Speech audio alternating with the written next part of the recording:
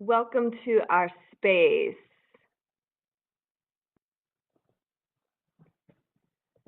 So, today we're going to be talking about accessing peace, part two. Last week we had Mikhail on, and he told us about how, he went into the wild. He lives in the wild now in Minnesota, and just how he sort of like really disconnected from society and connected with who he was and with God and with the inner voice that he had. Just really listening to what it is that's really true. And so he kind of talked about like the healing that's been done and his life of drugs, addiction to drugs for about 10 years, and how music healed him, and going out and disconnecting from society to really find out like who is Mikhail James? Who am I? I think at some point in everyone's life, we have to disconnect from everything that we've been told and what society tells us we should be in order to find who we really are and what is our expression in the world. So today, that's what we're going to be talking about. And Sharona introduced me recently to this really amazing artist called Tam Tam, and I think she's Arabic, right? It's from Saudi Arabia. Anyway, I absolutely love the song that he showed me, so I want to share it with you because it says a lot about accessing peace in it, really, in a very simple way. But before we get started with that, I just wanted to say welcome to everybody who's here. If you're listening from Facebook Live, that's great. However, you will not be able to chat with us and to participate in the discussion. So if you would like to participate, if you would like to chat with us as we go, then go to clearthenoise.org/T, the letter N, talks, TN talks. So clearthenoise.org/TN talks is where you can go to chat with us. If you have a cell phone, you won't be able to chat, but if you talk from your desktop or computer, then you will be able to chat with us. So now that we have all those logistics behind us, just wanted to give you a heads up about next week. Amy Williams is going to be sharing with us a challenge. It's a 21-day challenge that she is going to be doing called the Compassion Challenge. And she's going to explain what that is next week, but it's something really fun that you can do with your family, and you can actually shift the spirit of your household. You can shift the attitudes of your household by this game, this compassion game. So she's going to explain what that is next week, and I'm going to see about participating in it if I can as well. So before we get started, I think he's talking with Zen, trying to get him all settled. We just hung out with our neighbors last night and got to know them after about a year's time. And, this year I have been on this journey of sort of like staying in my cave and not venturing out very much. And I think I wanted to really sort of delve, sort of like Mikhail did. He disconnected from society by going into the wild. Well, I wanted to go into my cave-like home and be able to disconnect from society and really find more of who I am and access peace in my life. But the downside to that sometimes is that you feel disconnected. And last night we spent some time with our neighbors, and it was just so awesome getting to sit around the fire with them at night, and felt really fulfilling, to spend time with them in a group. There's Zen. Zen, you can say hi. Hi. I don't know, did you enjoy yourself last night? Yeah, I enjoyed it a lot. Yeah, I was just playing with some new friends I met last night. And you had a good time? Yeah. It wasn't very long though because Spencer had to go, and then Kenny wasn't there, so. And you showed them your magic tricks too, right?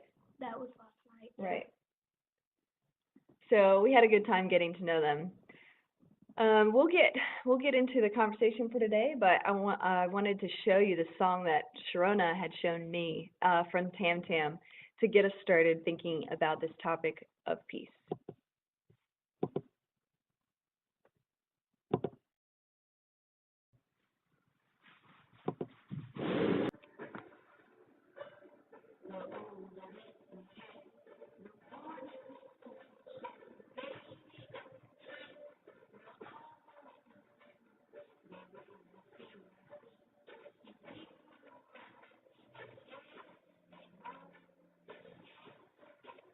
Hey guys, so we were just informed that the audio is actually, it's when we screen share, the sound cannot be picked up from the video, so you guys were just seeing video. But Sharona, explain a little bit about what Tam Tam was saying in the music video, and you guys can check it out yourself. Well, Tam Tam talks about like one of the things that I posted on my Facebook, which is it's okay not to do what you're told and think for yourself, because most of the times we just like follow orders. Like we hear something, uh, uh, like from somebody, and then we are like parrots, like like I heard this, I heard this, I heard this, I heard this, I heard this, and then what happens is like everybody else, we expect them to do the same thing, but they don't have to. They just have to think for themselves, and we have to allow that space for people to think and do what they like to do as free people. And and the basically what it's saying is like there's so much we are told: do this, do this, do this, do this, do that, do that, do it again, do it again, do it that, do that, do that. All those things are someone else's opinion. It doesn't mean that it's correct. So we had to think of ourselves, and then we had to let other people do the same. Like let them think for themselves. So you express what you had to say, and then let them make up their mind on what they want to do. My favorite part too, and this is the second time I've heard Tam Tam's song, and my favorite part was this time where she says, she talks about laughing in the cold because you know that the warm is going to come. Hmm. And she talks about, just smiling through whatever you're going through because you have that expectation that what's coming Hmm. is going to be great, Hmm. What's that quote that you always give? If it's not the end. Uh, if it's not okay, it's not the end. Yeah. So anyway, I liked that part. And then she talks about in the chorus, you're young when you're old. She keeps saying that. You're young when you're old, you're young when you're old. I think that is a way that when you're actually old in years, you can be young at heart. Hmm. So Sharona, what are we drinking today? We are having cilantro tea again, and I'm drinking that cilantro tea from my favorite cup. I mean, I have actually two favorite cups. One was given to me by Jessica's dad, which is this one. It says faithful. And the other one is my son Zen designed one for me, and he put a lot of work as a little kid. So this one actually is the one that I use most, unless I'm drinking coffee. So if it's tea, I always start drink from this. So thank you, Ricky P, for giving me this cup, and I really appreciate it. It looks really cool. If you can see it, it's like green because, of course, it has cilantro in it. But apparently, the cilantro, I saw this on Pinterest. So you have to take everything on Pinterest with a grain of salt, as in everything online. But it said that within 42 days, I believe it is, you can get rid of 80% of heavy metals in your body by taking cilantro. Hmm. I always heard cilantro was great for energy until my neighbor would repeatedly tell me he takes cilantro as a tea in the mornings. Basically, he just puts sprigs of cilantro in hot water, and he drinks it, and he says it's a great detox. So after he had told me a couple times, I actually saw this on Pinterest, and I thought, well, if it does get rid of heavy metals, why not try drinking it a little bit more and see if it really is a great detox? It might clear up your skin and stuff like that. So. Hmm. So far, drinking it twice, um, the heavy metal bands, AC/DC and Deep Purple has left my body, and then I need to reclaim it because it's important that You're missing that flavor in your life. yeah, I'm missing that flavor of Mhm. AC/DC and Deep Purple. Uh-huh. So,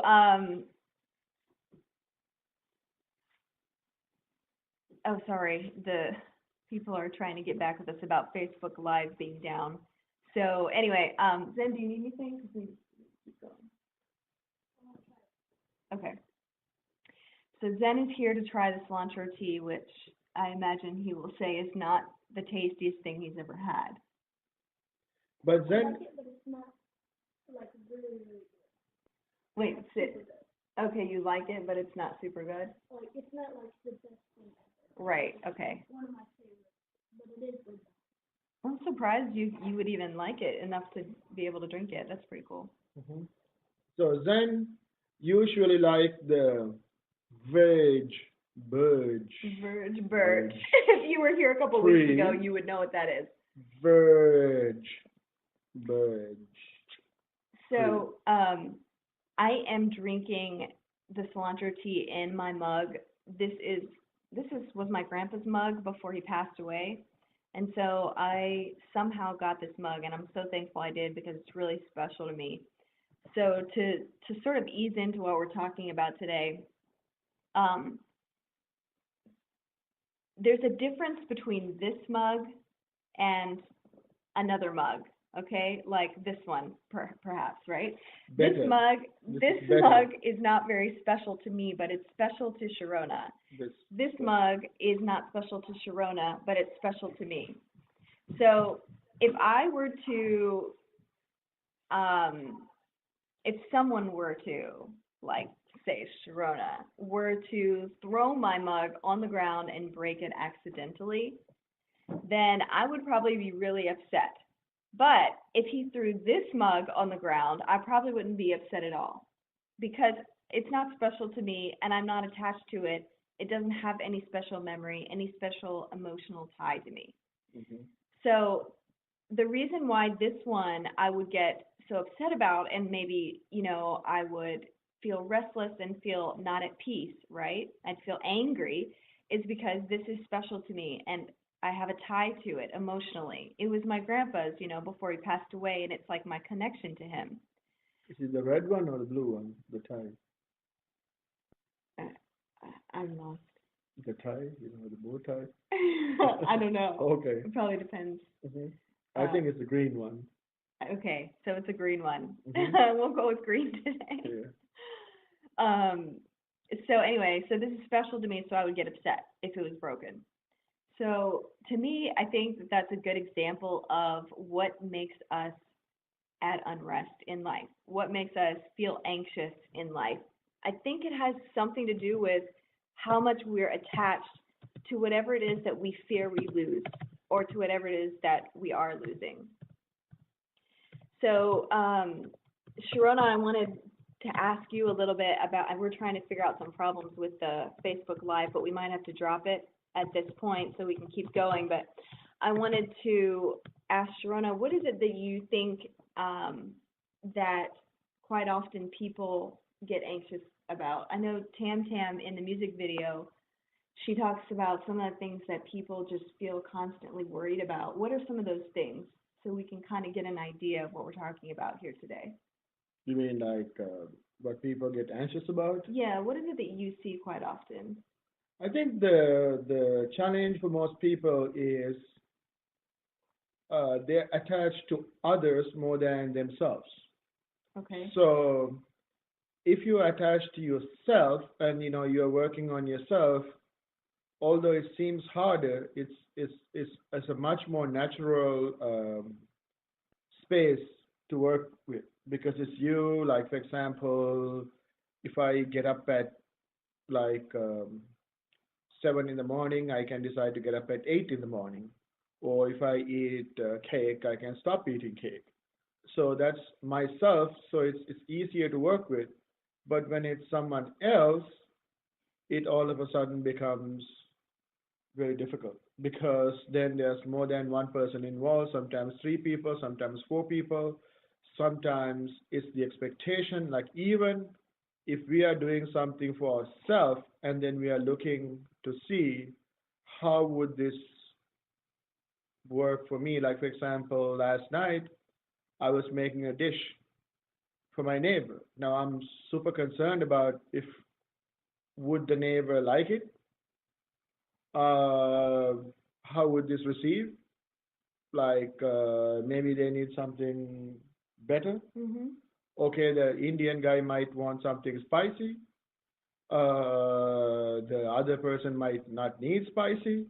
And then should I cook a vegetable, or maybe the person is vegan, maybe not a vegan, maybe the person is a Muslim, so they might not eat pork, and maybe the person is a Hindu, or there's somebody is a Hindu, might not like beef. So it starts getting more and more complex because you're not making it for you. Because if you're making it for you, you're like, okay, I'm gonna cook a beef. Okay, how would I like this beef today? Just fry it. Yeah. Okay, that's what I want. Or I'll just put it in the crock pot, Yeah, right? and a stew. And a Let it stew. simmer. So that's related to you. But Mhm. now, if more than you is involved, Mhm. it's gonna get complex. And the more that you think about the Hmm. expectations of the other person, it's gonna get even more complex. So you're saying if it was just you who your decisions affected, Hmm. then you wouldn't think too much about it. You'd be like, well, this is what I want to do. Yeah, and then you do it. But when there's so many people that you have to think about what will they think Hmm. and how will they react and will they like it or not, Hmm. you're saying that's what creates so much unrest about our lives. One of the reasons, like my grandmother used to say that um, shame and guilt kills you. So sometimes you might have the shame and guilt too. You are eating beef, you're like, I really want to eat fried beef. No, if I eat fried beef, I might be fat, right? Or heck, I might think I want to put like sugar in my beef and eat it, right? Mhm. Maybe it's pudding that I want to eat. So then, who is decision? Whose decision is affecting you? Yeah. Is it your decision, or because you have to meet somebody else's? Now, if you are going to gain a pound, is it because of you that you care, or is it because maybe your brother, maybe your spouse think, hey, that sugar is not good, Mhm. that fat is bad. Recently, I went to one of my bestest friend's house, and I was very excited to take him some Australian cheese, which has tremendous amount of fat. So it tastes very good. So when I say tremendous, it's not like five, six times. It's probably like 3, 4% more than regular milk. But that guy is and so skinny, and he was like, "Hey, uh, uh, it has fat, so it's not healthy, right?" So he's really skinny and he's very healthy, but he was even afraid to eat this cheese. It was like rather than enjoying it. Mhm. So he's not even trying to meet his expectations. He's trying to meet like whatever he heard. That like sometimes those things they are in our head even without us knowing it. So it triggers a trigger. Whoa, fried beef. Yeah. That's fat. Whoa, ice cream, sugar, Mhm. right? Oh, yeast. I mean, I'm sure there are a lot of dietary um, conditions that you had to follow to see what really helps and what really doesn't help. But once in a while, you want to enjoy it.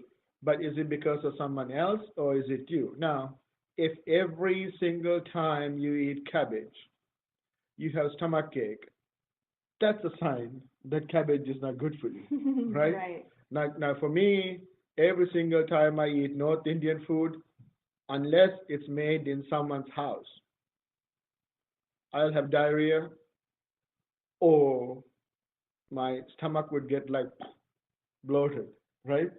That's a sign, right? It's not somebody else told me. Mhm. I like the food, but the food does not like me. Right. So that's So in fine. conclusion, Hmm. with that, what would you say that would be then related to the topic of accessing peace, or like what makes us anxious? I think Setting up high expectations, or I don't know if it's even expectations because I would say like setting up high expectations would be thinking for yourself and mhm, working on yourself. It's a lower level mhm, of it's not. I think it's low expectations about yourself when you are letting other people affect you yeah. and so forth. Um, yeah, some of the things that I have been concerned about have to do with, you know, specifically meeting goals sometimes. Um, and the funny thing is that I firmly believe that everything comes from a root. So, like, if I want to accomplish a goal, I want to make sure that, you know, I'm actually being in the right place. That I am accessing peace and joy and love and compassion in my life. And I feel like those things propel you to the goals that you want to meet. But that's sometimes a very hard thing to do. You know, I have very much an attachment to accomplishment, very much an attachment to um, seeing things turn out well, seeing them turn out how they are in my head, and not any different. You know, so that's my struggle, and I think that's sometimes what keeps me from feeling peaceful. Um, but definitely after I got divorced, what I what my default was to try and find some rest to my soul that felt just so out of sorts, just so far from home, you know? And so I tried to find my way back home by doing really stupid crap. Hmm. Like, and I did stuff I wasn't proud of. And I think probably quite a few people who are watching now can relate to that. Hmm. Um, and the funny thing is that those things provide you some kind of relief in the short term. But for me, in the long term, it created complications and blocks to the goals that I want to meet Hmm. currently today. Hmm. But even Jessica, like your high expectations, if you have an Hmm. expectation, why? You had to like really dig in yourself and ask, is this for me or is this how I want me to be perceived? Yeah. That's the challenge. Like whenever you had to be perceived when somebody else is when you're thinking about somebody else as expectation. Like for example, if I'm going out to my neighbor and I had to wear a certain kind of clothes, is that my standard or how I want my neighbor to perceive me? Yeah, is that what you want to do because you want to dress like that, or is Hmm. that what you think your neighbor will not judge you Yeah, with? yeah. So it's a tricky situation. That's why thinking for yourself is very, very important, Mhm. right? Um, because you know you just had to evaluate it and say like, okay, if I wear this hoodie shirt, okay, it's very comfortable for me, but my neighbor might think I'm a thug, so I immediately change my shirt, You do look and like a thug. then I put on like like a jacket and like something else, like maybe a tie or something. I'm like I want this person to be perceived, right? And more often than not, a couple of things that happens is like what I have found. quite a few times, they just don't care. Like Yeah, what what you are you're trying to wearing. show, Because they're they worried just about their own thing. they're worried about their own thing. They don't even pay Right. attention. Hmm. The second thing I notice is like it makes you uncomfortable Mhm. because you are not in your element because Yeah. you are trying to impress somebody, and that's not a good thing, because and that carries us so much strain, pain, anguish, anxiety, and a lot of the times when you're insecure, no matter how much you try to hide, people see it. Like I have sometimes found it has happened to me too, and sometimes who works for me, I will say the exact same thing, same words with my accent, and people will perceive it and say like, "Wow, this guy is awesome. He's telling me the truth." And my employee, the guy that's working for me, says the exact same thing. They think he's nuts Yeah. because it's that confidence that comes. So a lot of times when we are dressing up, when we are doing something, when we are like meeting a certain expectations, sometimes when we don't do as they say or how they want to be, we have this thing. It's bothering us. Mhm. Uh-oh, I have the hoodie. Yeah. My neighbor wants me to wear like a shirt and a jacket. So I'm with my head down, or even if I'm holding my head up, I can't fool the guy because the guy is thinking that it's burning inside me, and it's kind of like my flame is kind of like not so strong. So he might say like, "Hey, dude, you look like a bum," Yeah. right? But if you walk with your chin up strong, he might say like, "Hey, by the way, that hoodie looks really cool on you," Yeah. and then you're not really forcing yourself, but you are connected with yourself. You're operating with security. I'm so glad you brought up the concept of just being able to decipher like how much you care about what other people think and their expectations, because I think that has a huge amount to do with the kind of peace that we have in our lives. I know it does with me personally. This week I was writing a blog that was basically about how last week you and I had an argument over something. I wanted you to be on time to something, and you had something important that you needed to do right up until the time that the thing started. And I just got, for some reason, I got really upset about it.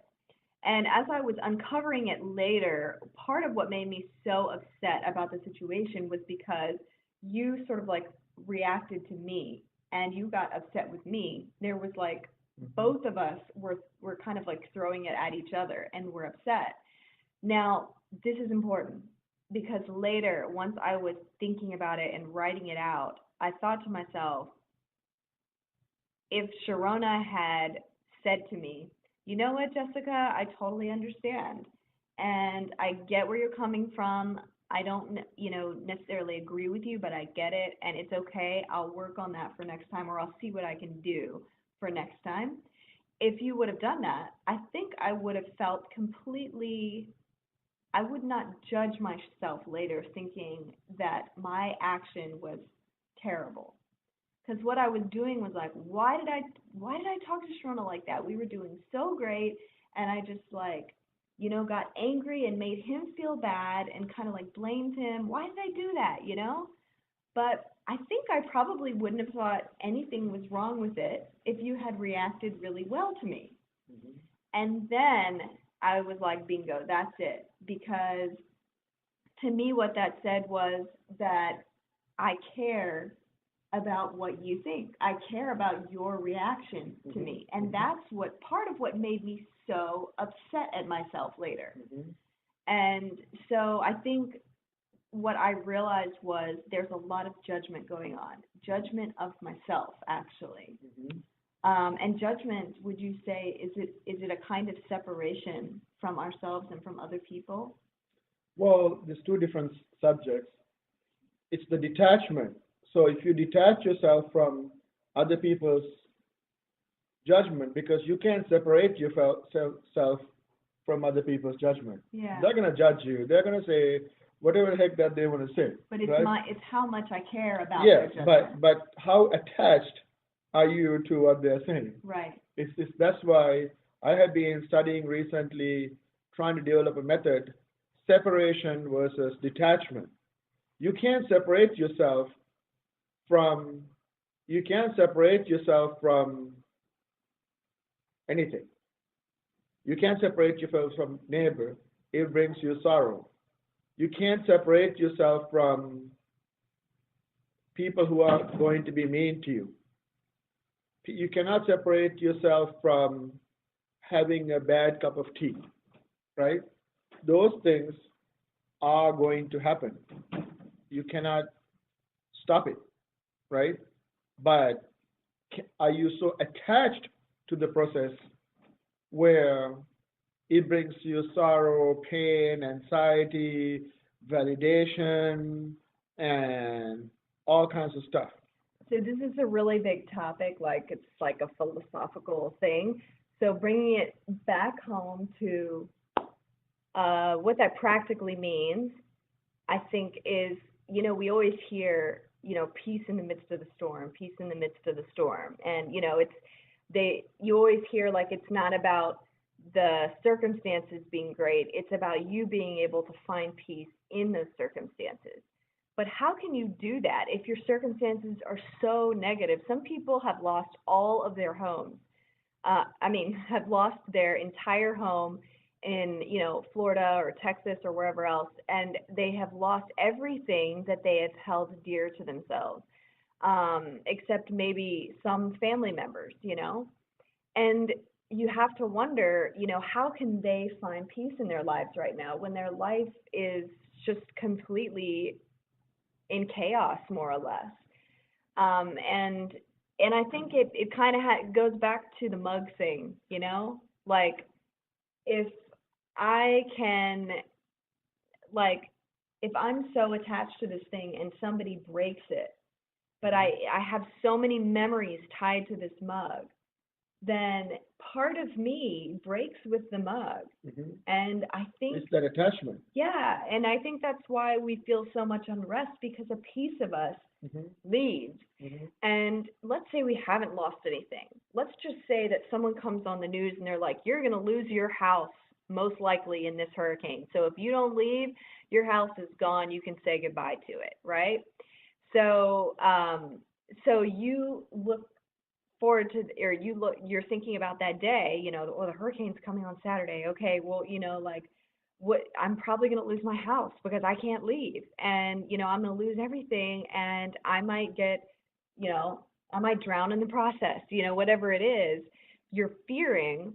You haven't actually lost it, but a piece of you is so attached to that and that fear, Mm-hmm. that fear is already taking Oh yes. pieces of you and making you restless, Mm-hmm. because all your parts are scattered out there to other people's thoughts and other fears and worries, and you Mm-hmm. don't have all the pieces of you here. Mm-hmm.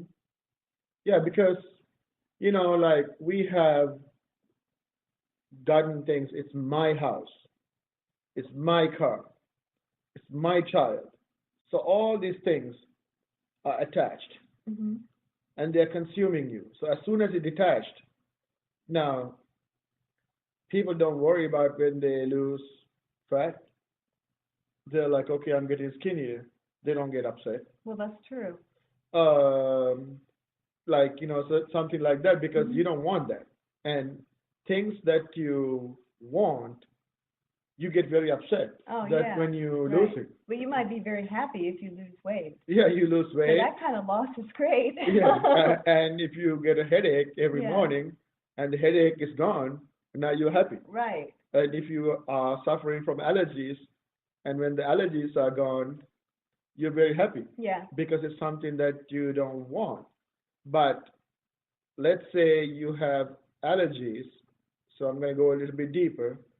Let's say you have allergies and you find taking an Advil in the morning, Advil at night, you're not going to get the headaches. Yeah. But if you look at the situation, all the Advil is doing is removing the sinus pressure, right? What the allergy is showing you is your immune system is weak. Something needs to be done, right? So you have to figure out like, why is my immune system down? How do I address that issue, Yeah. right? But we take an Advil in the morning or like an allergy medicine, Yeah. right?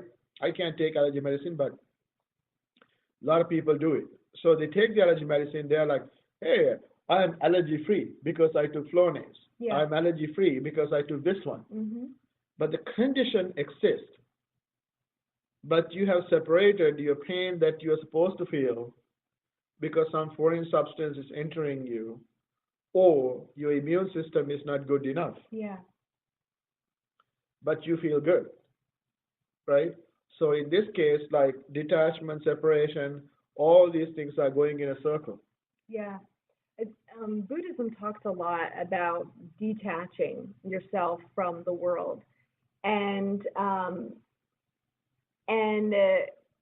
Christianity, in some sense, does as well, because it talks about being in the world but not being of the world. There's a certain amount of like detachment that you have with the things that are around you, and I think a lot of times people apply that by saying, well, we're just not supposed to engage in things that, aren't morally good things. Whatever society says or whatever our pastor says, whatever our religion says, that's what we don't do. But we often don't think about the fact that, like, part of what's of the world is the domain of darkness, and anything that's of darkness, like anxiety and fear, and like those things, though they don't come from God, they don't come from something higher. And so those are the things too that, those are part of the world. We should not be of the world, you know what I'm saying?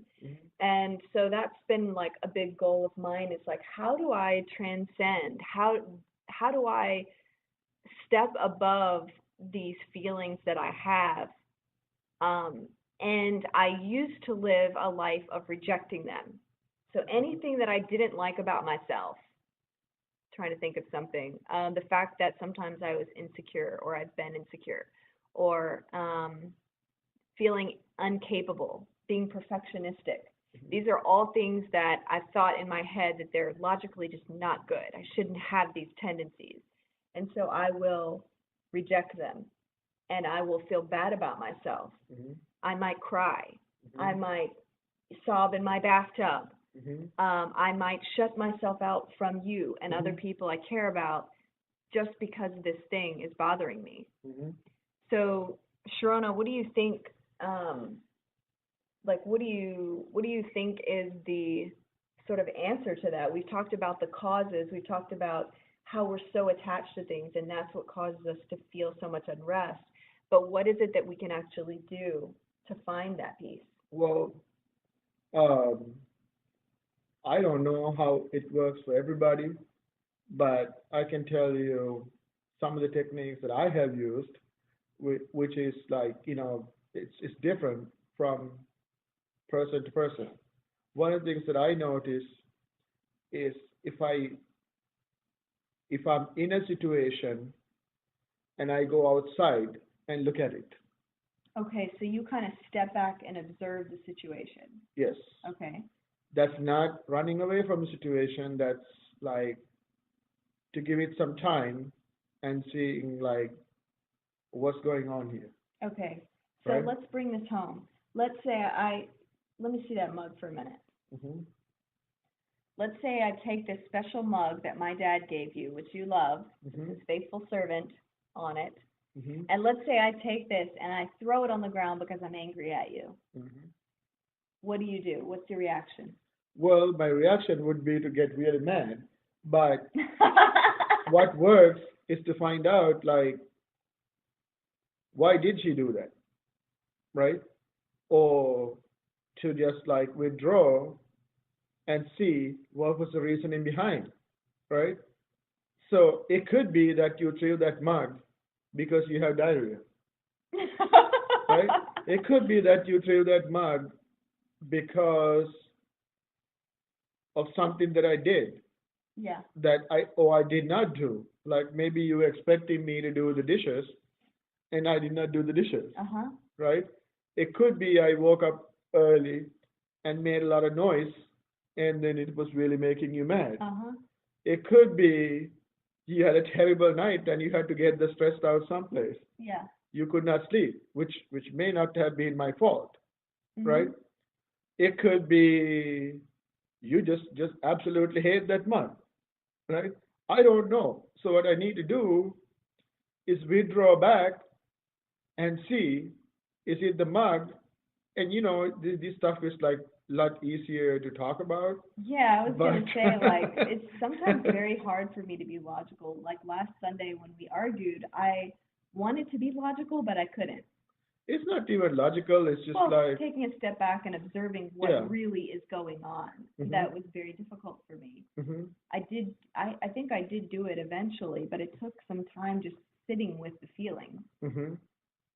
See, I think um, um, the Bible talks about in flesh, we are thinking, we are attaching an emotion to the incident. Most of the time, emotion is based on something that happened before. Yes, it's like something that had a dark flavor to it, something Yeah, that has a gray cloud over it that happened in your past where you didn't it didn't work well. yeah, because you may be throwing the cup because there might be a poisonous thing in the cup, So I might be helping you. and you might be helping me. But what I remember is last time somebody threw the cup, Yeah. it was because the person didn't communicate with me. Or they were like so mad at you and they Yeah, wanted to get back at you, so and they threw your mug on the ground. yeah, and then when I look at it, like that person had no reason to throw my cup, Mhm. and I was not at fault at all, Mhm. right? So that's part of it. So you have a painful memory attached to that mug. Mhm. So when I throw a new mug on the ground and break it, you're Mhm. thinking of that past incident Yes. instead of thinking of all the reasons why that mug Mhm. it could have been a good thing. Yes. And now my second solution is I was told by many successful people when I talk to them, they say there's a difference between successful people and unsuccessful people. And over again, even last night when I went to this thing, uh, the successful people say if something does not go right, they don't blame themselves or blame somebody else. They look at it and say, how do we fix this? How do we What is the proceed? solution? Yeah. Right? So that solution could be like, how do we not let this happen again? Mhm. How can we approach it that Jessica will not throw this mug again? That could be a solution because you can't fix the cup that was broken and thrown Mhm. away. Mhm. That action cannot be duplicated, right? Mhm. Or it could be Jessica was not received well, Mhm. right? So if that's the thing, then it's a problem. What do you mean it just is not received well? You are throwing the cup maybe because you tried to talk to me for 8 consecutive times and I ignored. So you're trying to get my attention, so you take the cup and slam it. Oh, okay. So the solution is I listen to you, Okay. right? Because you feel left out. Mhm. You feel painful, but this is hard. The reason that it's hard is like when we go and this thing happened, immediate reaction is who do we blame? Yeah, I feel like that happens in like 90% of households. Yeah, do I blame myself or do I blame her? Mhm. Or do I blame him or do I blame me? Yeah. Right? And that's the challenge that sometimes, but it necessarily sometimes it's not a matter of like blaming who, what, when, and that kind of stuff. There's always a solution. Yeah. But what is the solution? But we don't get to it because you're like, okay, you threw my cup, I'm gonna throw yours too, Yeah. right? And then you're like, why did you throw mine? And then I'm like, you threw mine. And then you're like, oh, okay, why did we shouldn't have done that? And then I'm like, no, you shouldn't have done that. You started. And then you're like, no, I didn't start it because you you went and like you didn't clean the bathroom for 7 consecutive months. Mhm. So that was the reason to begin with, right? Now Yeah. you are trying to talk, but it's still not working because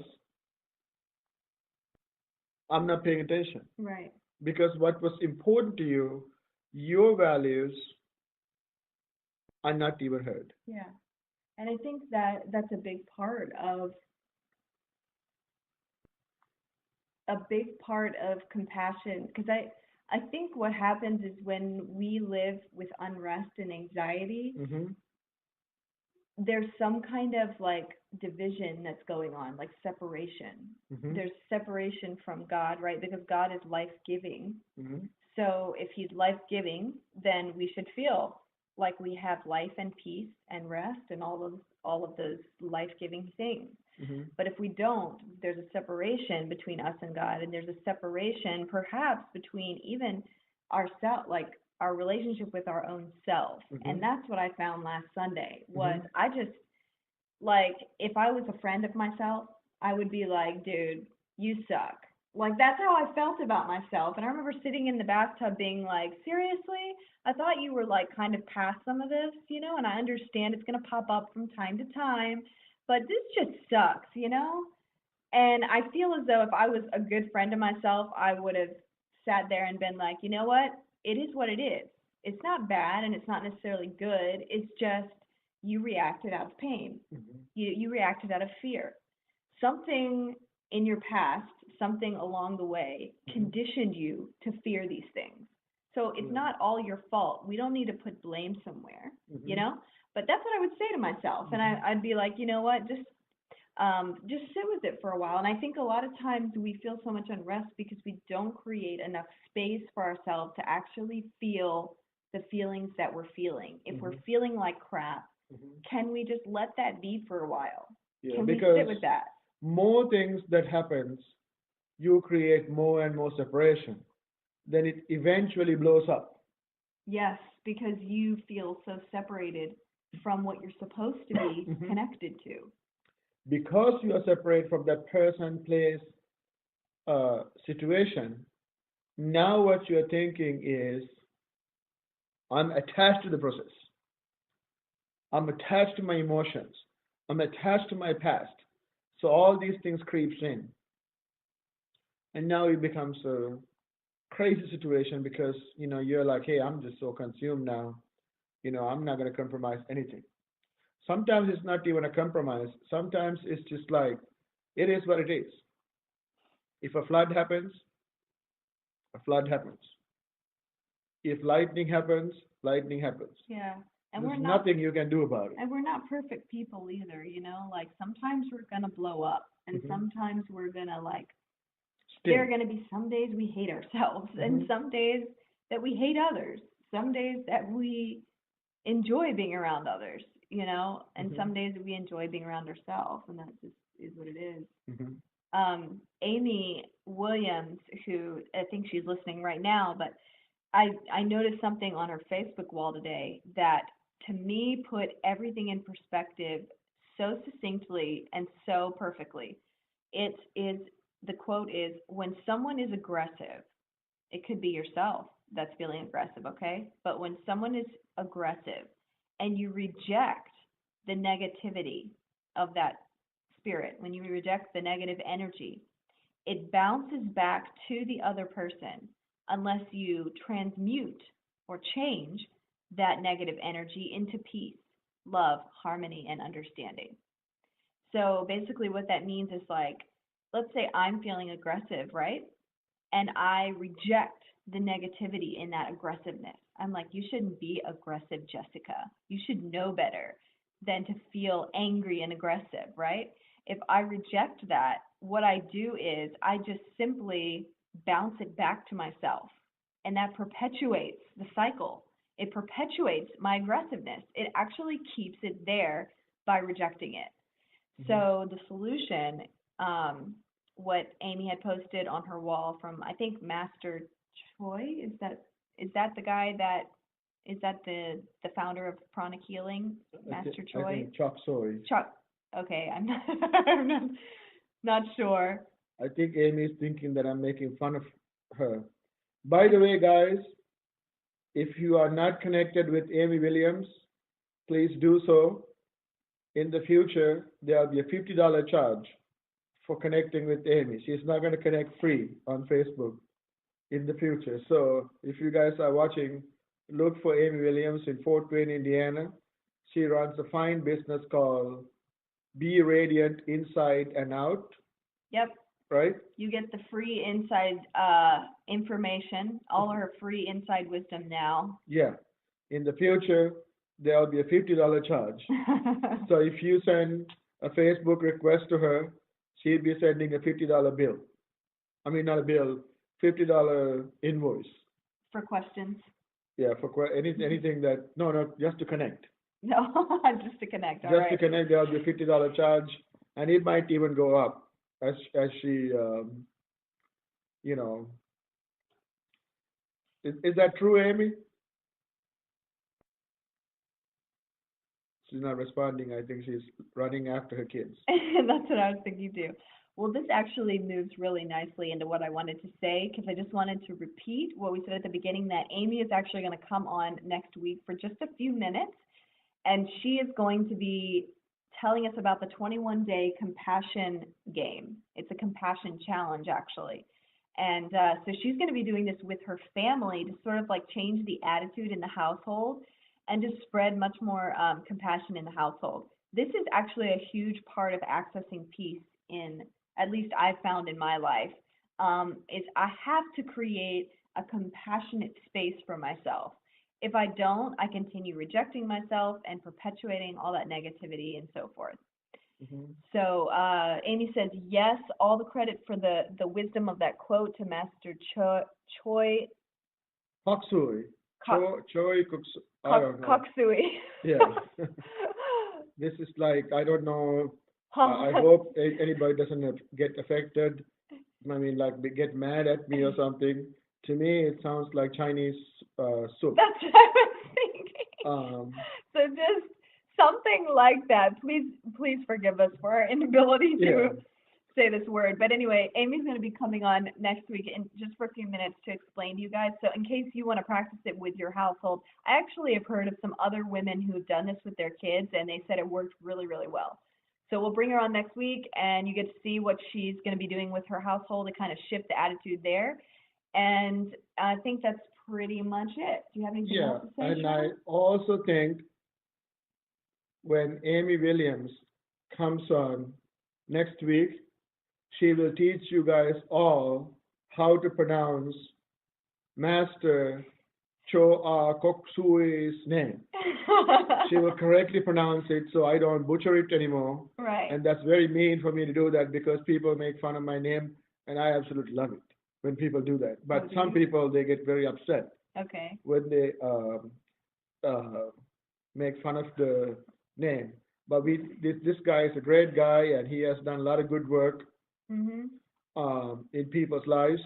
So this gentleman, so we will have Amy Williams pronounce it correctly, and I will guarantee you I won't remember, but at least the people who are watching it will remember.